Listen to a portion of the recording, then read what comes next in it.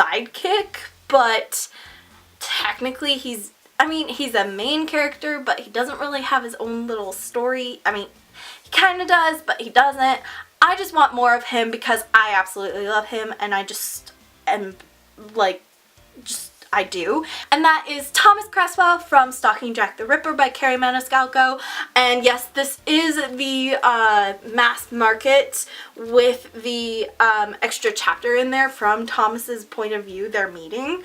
But I want more. I want more Thomas Cresswell because I want more Thomas Cresswell. There's no other reasoning behind it. I just want more of him. So, and I want more of his words because he's such a little sassy character himself. So I would love to see more from his point of view.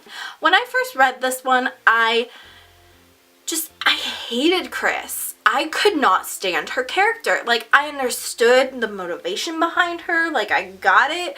I got that she was kind of like the foil to Laura Jean, but I just could not get behind her at all as a best friend or friend at all. I did not like her. But then I watched the movie and I absolutely loved Chris in the movie. And I was like, what am I missing? What's the difference? And then I read P.S. I Still Love You, which is the second book to All the Boys I've Loved Before, and I absolutely loved Chris. And I was like, what just happened? I really am liking this character now. Initially, in this one, I just did not like her, but I grew to like her in the movie as well as the sequel. And this is actually a retelling of Much Ado About Nothing by Shakespeare. I will talk endless about this book. It is such a great adaptation of Much Ado About Nothing. And so really that hero character that Harper is based on is absolutely 100% the most endearing character you will ever read. And I love that character so much. She's just so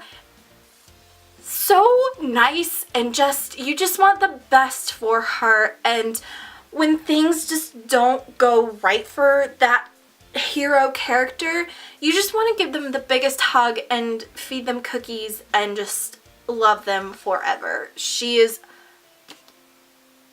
100% the most endearing character type ever, and Harper is no different. And she is very, very cautious in this story. With reason. She's going through a grief process, and I love this book so much. It's so fascinating to me, but just a funny cautious character. So she takes leaps, but she definitely does toe the water before she makes that final jump. So I really enjoyed this book, and I really enjoyed Ren as a cautious character. And I will say that I have an honorable mention here, and that is pretty much any character from the Simonverse. So Simonverse is the Homo sapiens agenda, the Upside of the Unrequited, and Leah on the Offbeat, although I have not read Leah on the Offbeat yet, but from what I remember from Simon, she is like sassy. And so anything from Becky Albertalli, Sass Masters, right there. But she is the sassiest, snarkiest, funniest character I've read yet. She's just, I love her so much, and I love her sass. So she's like perfect. Just perfect. And if anybody knows the reason why I chose him for this specific one, you understand my references and kind of how my brain works. So I don't want to spoil it for anybody who hasn't read it, which if you haven't read it, you need to. But I found that kind of funny in a way. There's no other reason, just the reason why he exists. So I just found it funny. The next fairy to look at is Periwinkle. Now Periwinkle is a frost fairy, and she is actually the twin sister of Tinkerbell. And so the whole movie that centers around her is the Secret of the Wings, and how it kind of revamped the original movie, the Tinkerbell movie. It kind of revamped it, and it made it interesting because it allowed the audience to see the fairy world, the Disney Fairies and Pixie Hollow. It kind of expanded the world. So that was really, really interesting to see, at least in my opinion. I know that there's some people who weren't big fans of this one. I enjoyed it for what it was. It wasn't my favorite, but I did really enjoy this one, and I really liked how it kind of revamped the world in a way.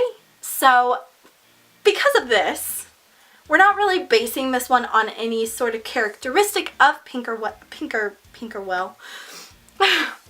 But I really liked the cover change of An Amber in the Ashes by Saba Tahir, and no particular reason why, but I like the colors of it. I like the different colors.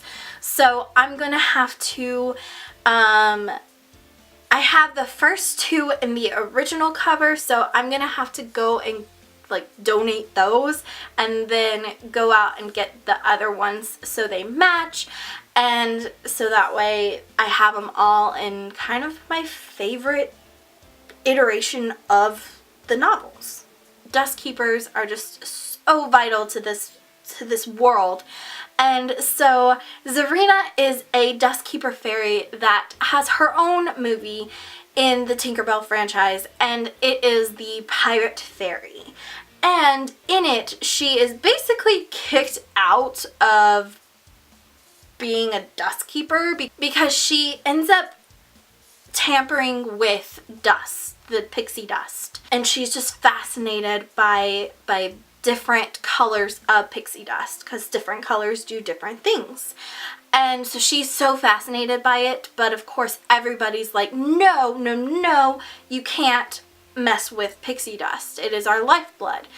And so once she gets kicked out, she is found to be a pirate fairy.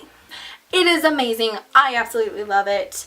Pirates are just so interesting to me. I love pirates, and I'm so fascinated by them.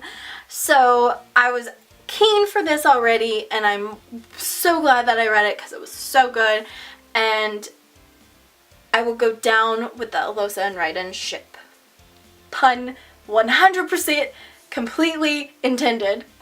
And I wanted more, and I want more Disney Fairy movies, but I mean, and I really love Elin. I love her arc, I love her character, and I love how stubborn she is in the face of just her whole world collapsing. Like, all of what she thought was going on is completely wrong.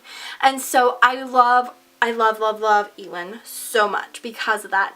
She frustrates me because I wanted to shake her and be like, look and listen to what's going on, to what is actually going on.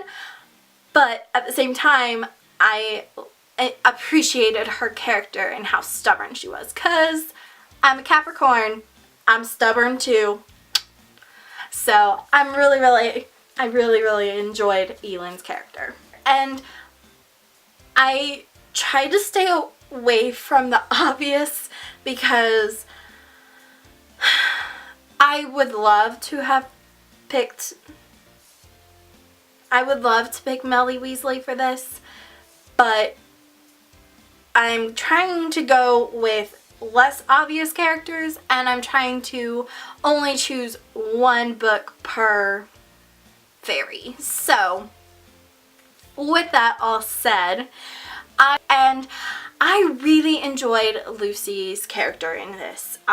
She is the main character's mother, and she has powers, while Amber, the main character, doesn't really have the powers.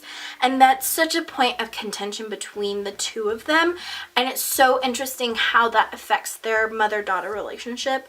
And she's such a fantastic mother who just wants the best for her, but she doesn't always know 100% how to bridge the gap between the two of them. So I really enjoyed her characterization from the start to the end. I really enjoyed her character. So, and she's a mother. And now Gruff is, like I said, the Never Beast, and he is kind of the charge of Fawn. And in the story, The Legend of the Never Beast, you get to see their relationship grow, and it's really interesting to see, and I absolutely love Gruff so much. Now, here's the thing. I've only read this one.